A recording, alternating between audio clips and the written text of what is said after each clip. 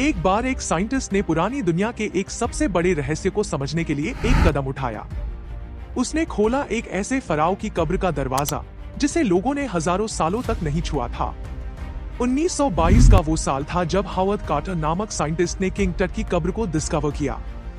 लेकिन इस डिस्कवरी के बाद जो हुआ उसने दुनिया भर के लोगों को हैरान किया और डराया। मौत, बीमारी और अजीब घटनाएं। क्या ये एक कोइंसिडेंस था या फिर सच में था फराओ का श्राप? आखिर किंग टट कौन था? उसकी कब्र क्यों इतनी इंपॉर्टेंट थी? और क्या फराओ का श्राप सच है? आज की इस वीडियो में हम खोलेंगे एंशिएंट इजिप्ट के इस अनसॉल्व्ड मिस्ट्री का राज जो आपके होश उड़ा देगी।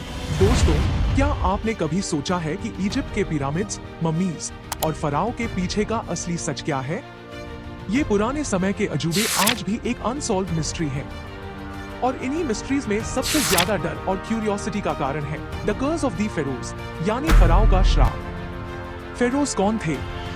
एंशिएंट इजिप्ट में फेरोज को राजा या सम्राट कहते थे, लेकिन वो सिर्फ एक पॉलिटिकल लीडर ही नहीं बल्कि एक देवता, गॉड के रूप में भी पूजे जाते थे।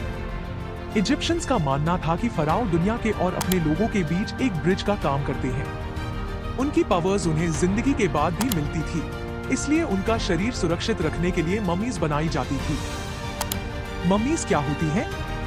मम्मीज असल में फराओ और उनके परिवार के मेंबर्स के शरीर हैं, जो एक स्पेशल टेक्निक से संभाल कर रखी जाती थी। एंशिएंट इजिप्शियंस का मानना था कि मरने के बाद भी आत्मा को अपने शरीर की जरूरत होती है, इसलिए उनके शरीर को ढेर सारे केमिकल्स और कपड़ों में लपेट कर ममिफाइड किया जाता था।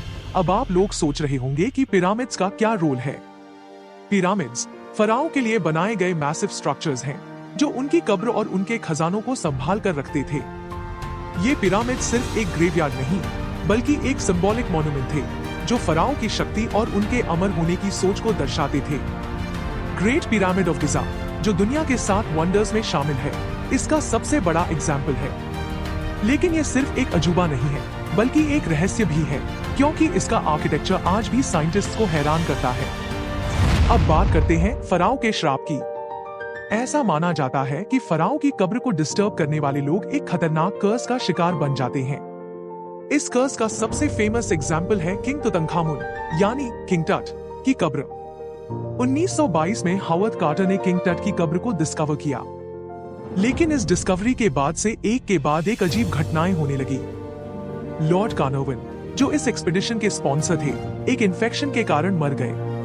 एक्सपीडिशन में शामिल और लोग मिस्टीरियस इलनेसेस का शिकार हो गए। इसके बाद दुनिया भर में लोग इस बात को मानने लगे कि फराओ अपनी कब्र के इंट्रूडर्स को श्रापित करते हैं। क्या ये श्राप सच में अलौकिक है?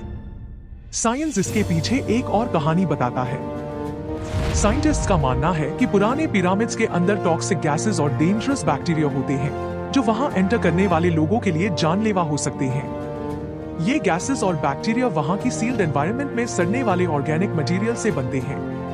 लेकिन दूसरी तरफ बहुत लोग आज भी इसे एक सुपरनैचुरल फोर्स मानते हैं। किंग टट की मम्मी के साथ मिले टैलिस्मान्स और मैजिकल स्पेल्स का मानना था कि ये उनकी आत्मा की सुरक्षा करते हैं और उनके दुश्मनों को श्रापित करते हैं। एंशिएंट इजिप्शियंस के रिचुअल्स और स्पेल्स को देखकर कई लोग मानते हैं कि इस कर्स के पीछे सुपरनैचुरल ताकतों का हाथ है। इजिप्ट के पिरामिड्स और मम्मीज एक टाइमलेस मिस्ट्री है, जो लोगों के दिल और दिमाग में हमेशा क्यूरियोसिटी जगाते हैं। आज भी रिसर्चर्स और टूरिस्ट इस कर्स का सच समझने की कोशिश कर रहे हैं, लेकिन क्या हम कभी इस रहस्य का पूरा सच जान पाएंगे?